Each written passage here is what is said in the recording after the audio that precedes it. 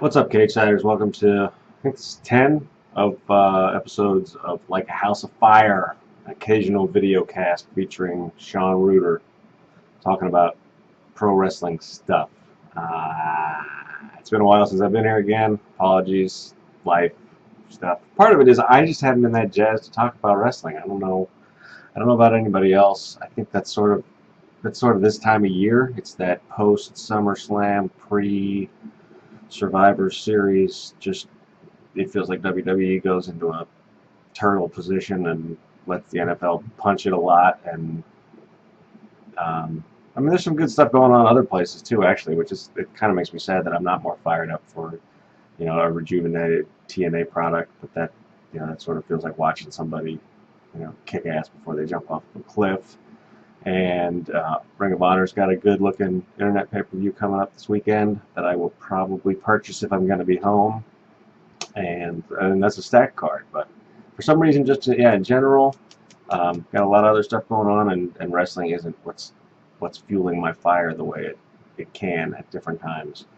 A couple of things I did want to talk about today, though, that have been picking at the old brain, have to do with the WWE and the way that they market themselves, promote themselves.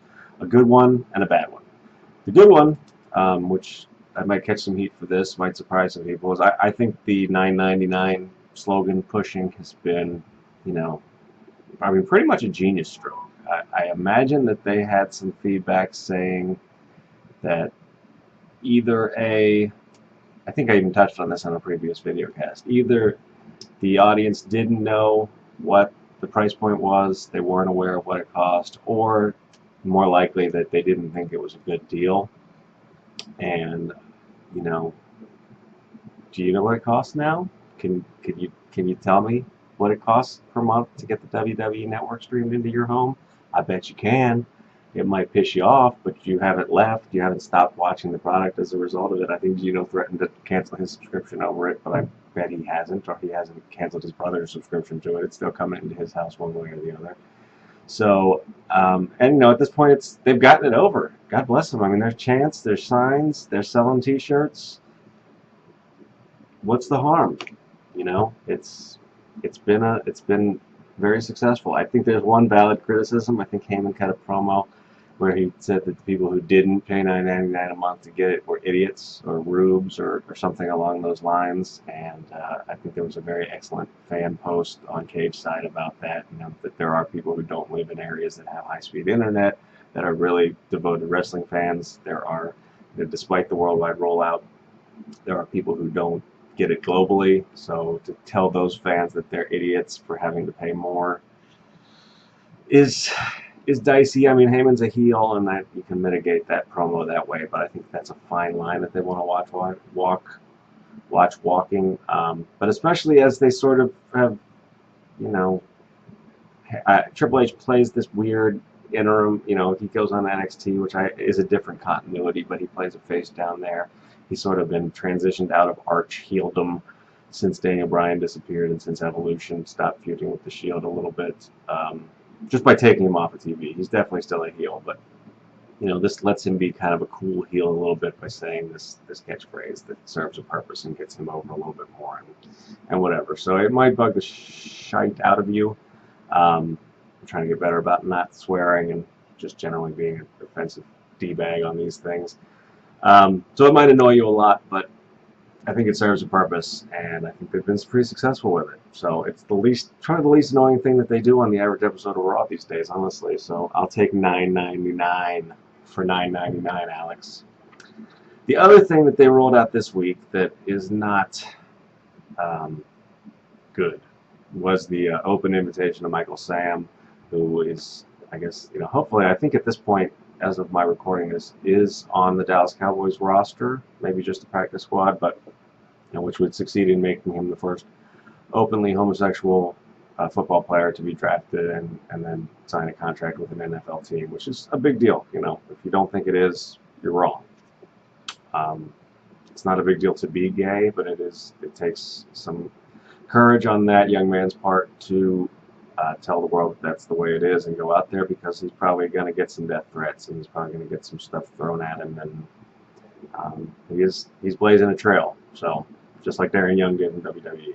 Which is one of the reasons why this is kind of a crappy deal is that they had their own trailblazer, which they handled very professionally. They didn't change his role as a result of his revealing his sexual orientation to the world. They didn't book him just to all of a sudden be a top of the card baby face or a heel that everybody kicked his ass. And that was something that they deserve some credit for, acting as if that didn't happen at the same time that they beg Michael Sam to come on their show. Not beg, I mean, they're begging for publicity in my viewpoint. And it's the wrong kind of publicity. Again, the only thing that I saw a couple of dirt sheet reports, dirt screen reports that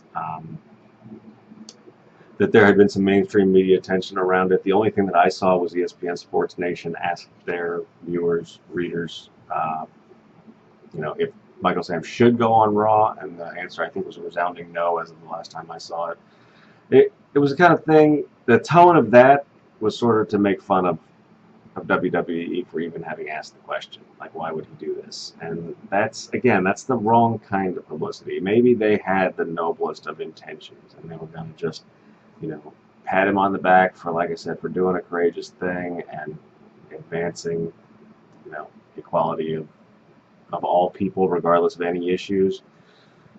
In a very public forum. The NFL is the biggest thing in the United States. If you're not watching this in the U.S., it's hard to tell you how big football is around here.